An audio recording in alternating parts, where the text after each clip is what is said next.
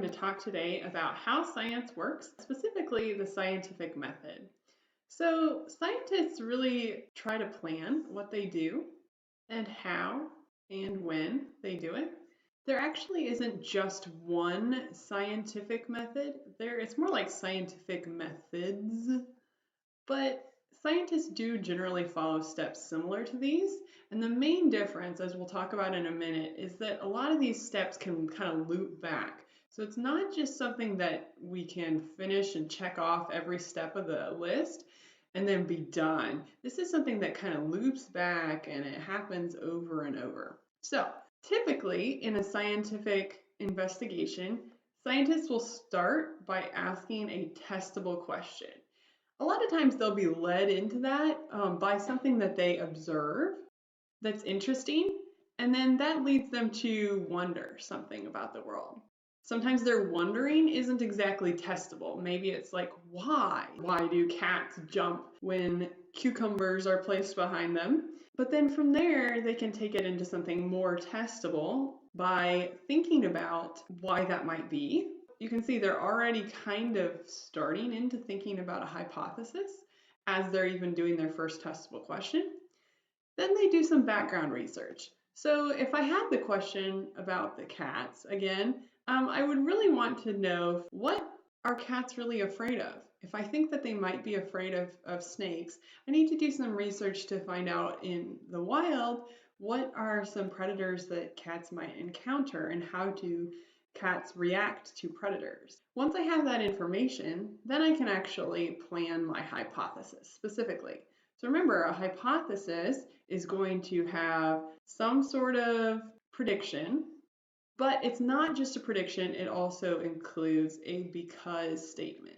So either it's comparative, something like this will be more than this because, or if this happens, then this because. Some things that scientists need to think about as they're planning their investigation are, is this going to be fair? Because you want to make sure, if you're going to the trouble of doing an experiment, that it actually is measuring what you say it's going to measure. For example, if you were testing whether plants grow taller when they're provided with water, if water is not the only thing you're changing, is it really the water that's making them grow taller? Or is it the sunlight? Or is it the fertilizer or something else? Then you actually do. So you plan your investigation, you do your investigation, and then finally you analyze your results and draw conclusions.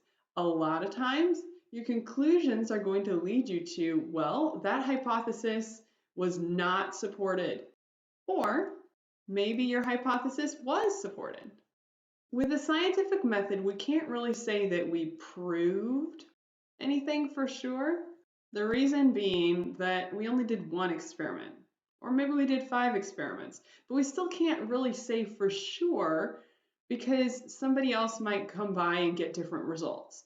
So instead of saying proved, we say supported. My results supported my hypothesis, or my results did not support my hypothesis. If your results did not support your hypothesis, you are definitely going to want to go back here, possibly to do some more research or just straight to creating a new hypothesis. What might be the cause then if it's not what you thought at first? And you'll plan a different investigation that will really focus on those things now. Even if your results were supporting your hypothesis, you'll want to go back and ask more questions, because if that's true, it probably opens up a whole new can of worms. For example, if you find out that cats, according to your results, do appear to show the same response to a snake as they do to a zucchini, then do house cats who have seen snakes before have a stronger response than cats that have not?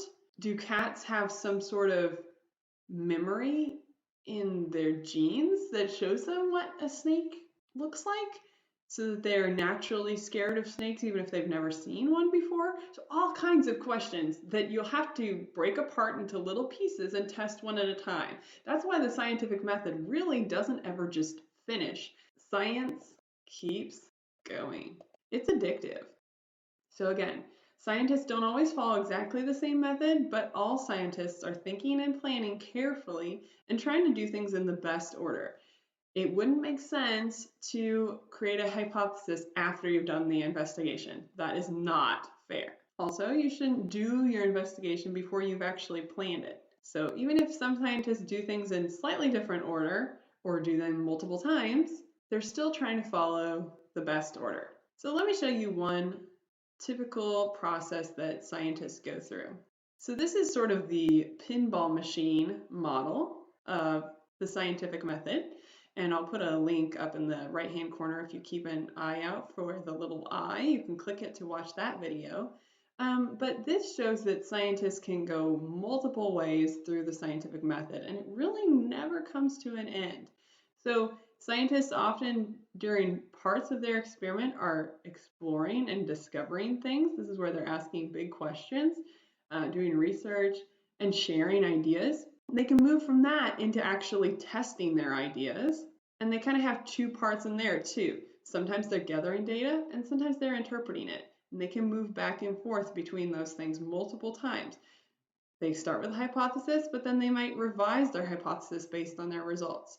After testing data, they could then go back into exploring and finding new things out. They could share things with their community and get feedback, or they could find some direct benefits that can help engineers actually make maybe a new invention that will help people in their daily lives. And then again, you can go round and round and round. There's logic to how scientists organize their work, but there's not just one way.